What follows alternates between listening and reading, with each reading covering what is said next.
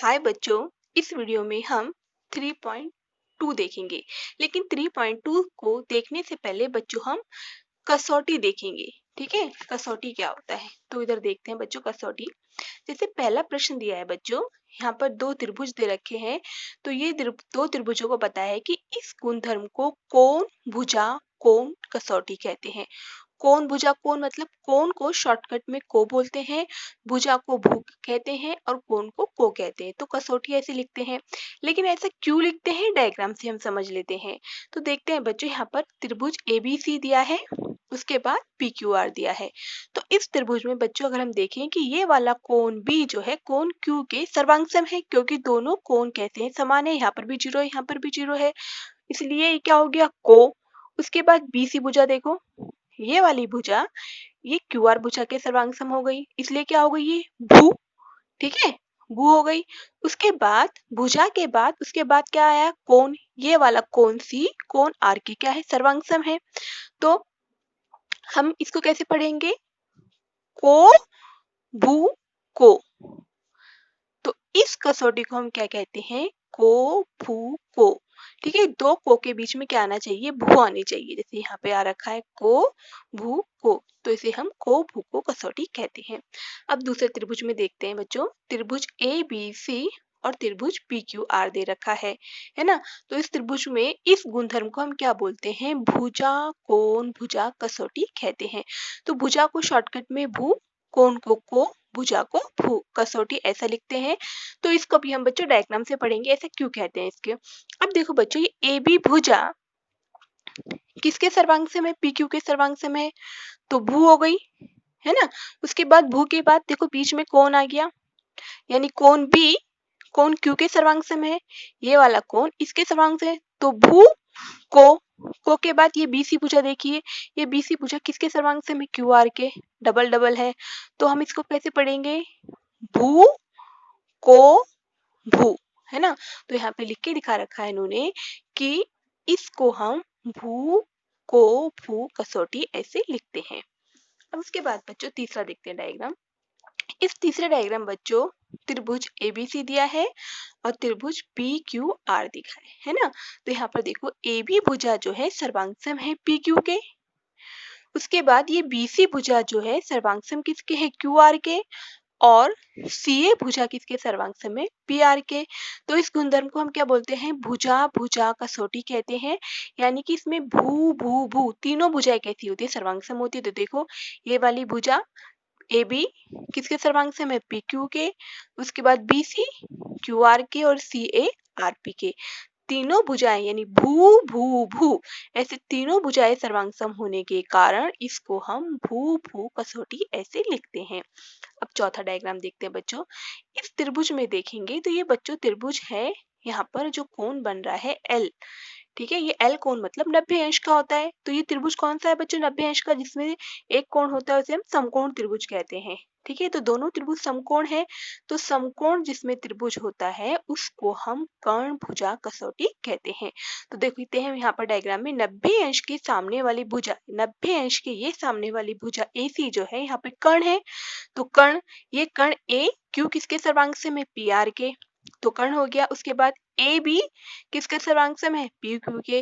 तो इसलिए इस कसौटी को हम कर्ण भुजा कसौटी कहते हैं और कर्ण भुजा कसौटी हमेशा समकोण त्रिभुज में लगाते हैं हम। ठीक है, उसके बाद अब हम बच्चों 3.2 देखते हैं। अब देखते हैं बच्चों 3.2।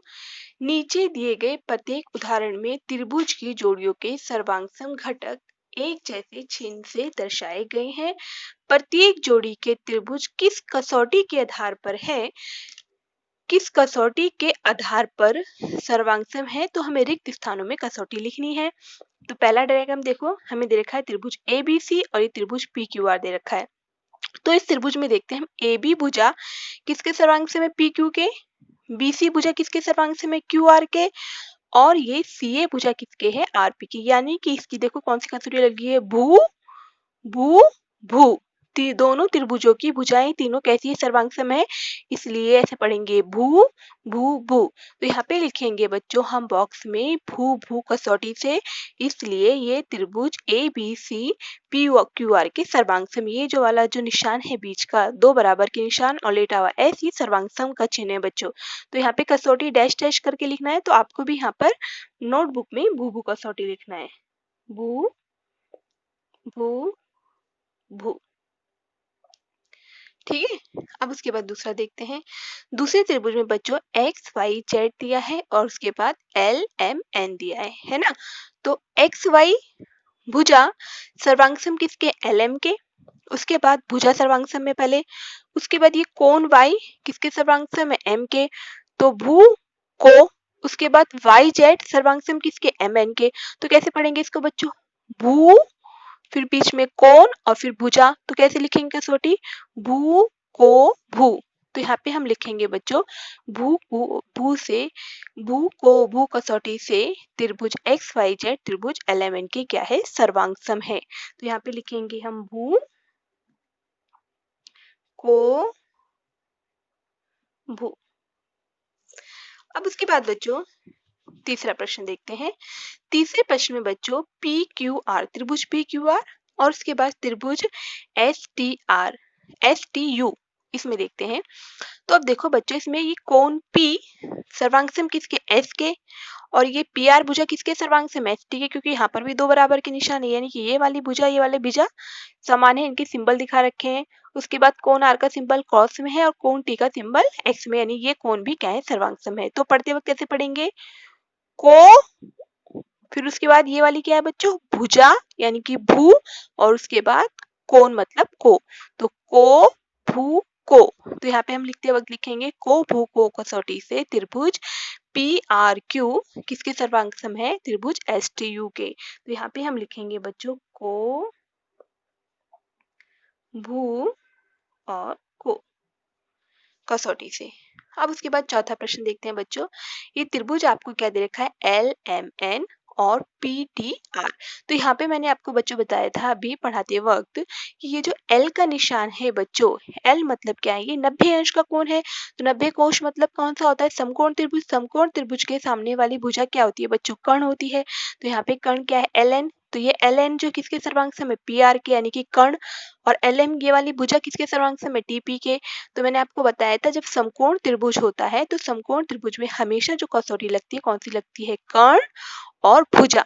तो यहाँ पे हम लिखेंगे कर्ण भुजा कसौटी से ये त्रिभुज एल एम एन जो है आपका पी टी आर के सर्वांग सम है। तो यहाँ पे हम बच्चों लिखेंगे कर्ण भुजा कसौटी से। ठीक है, इसके बाद आगे का प्रश्न अगले वीडियो में देखेंगे।